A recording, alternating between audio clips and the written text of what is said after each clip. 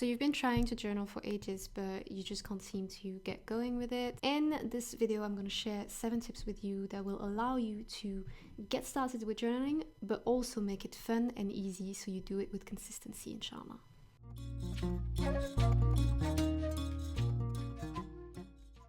Tip number 1 might sound a bit in contradiction with what we're trying to achieve, but I really need you to let go of your expectations. The expectations that you have that once you start journaling, you're gonna look like Carrie Bradshaw or Bridget Jones. You're gonna be able to write in a way that's flowing and everything that you write is gonna be insightful or funny or very interesting.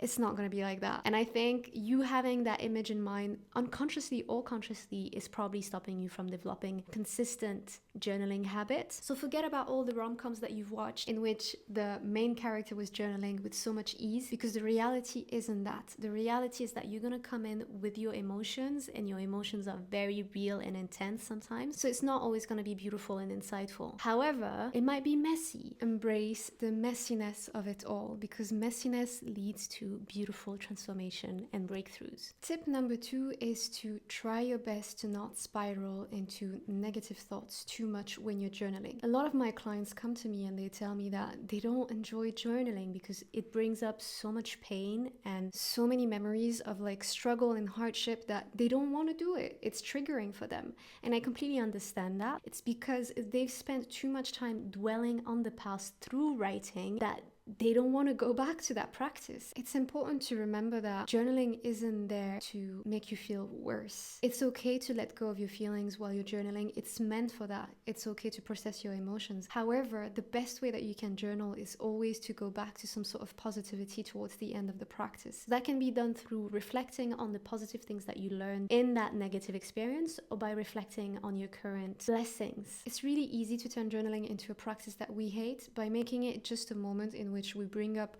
only the negative memories and the negative moments that we spent throughout our life.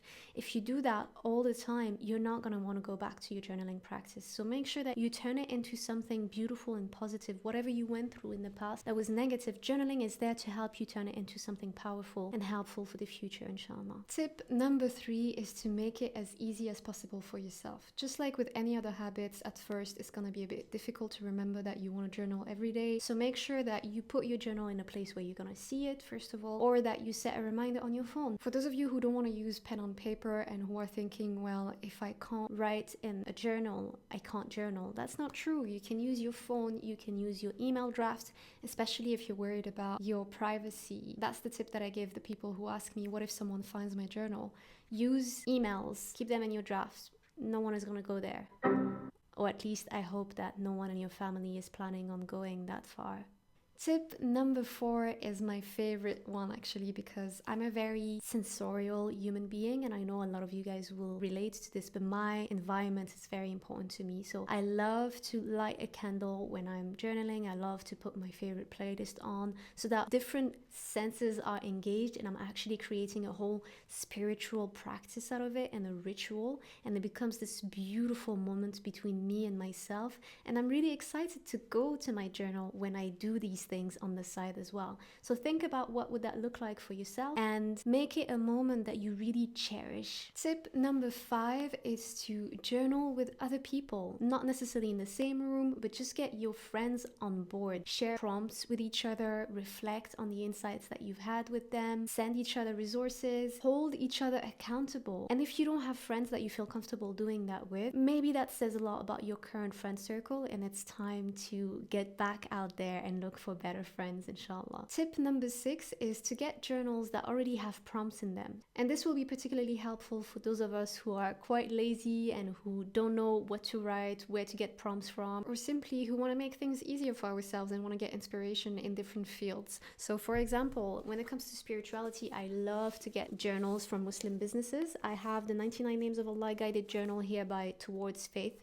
and I'll put the link below of their website. I know that they're not selling this anymore. I don't know if they're going to bring it back, but it is a very beautiful journal. Let me know in the comments below if you want me to do a full review on it, inshallah. But this is very helpful, especially during the month of Ramadan, to reflect on the beautiful names of Allah Azza wa Jal. I also have this journal, the Secrets of Divine Love journal, that is here to come hand in hand with the beautiful book written by A. Halwa. This book has touched so many of us, and it was such an insightful journey into Islam. And then there's also Quran journals. So there are plenty of resources out there for us, alhamdulillah, to make journaling with consistency easier. And talking about resources, tip number 7 is to simply use your social media or your emails to subscribe to accounts that will remind you to journal by sharing free resources or by sharing questions for reflection. And that's me shamelessly plugging myself into this, because that's what I do. If you follow me on Instagram or if you are in my newsletter, you will receive free journaling resources. You'll be prompted in my stories sometimes to reflect on a particular prompt.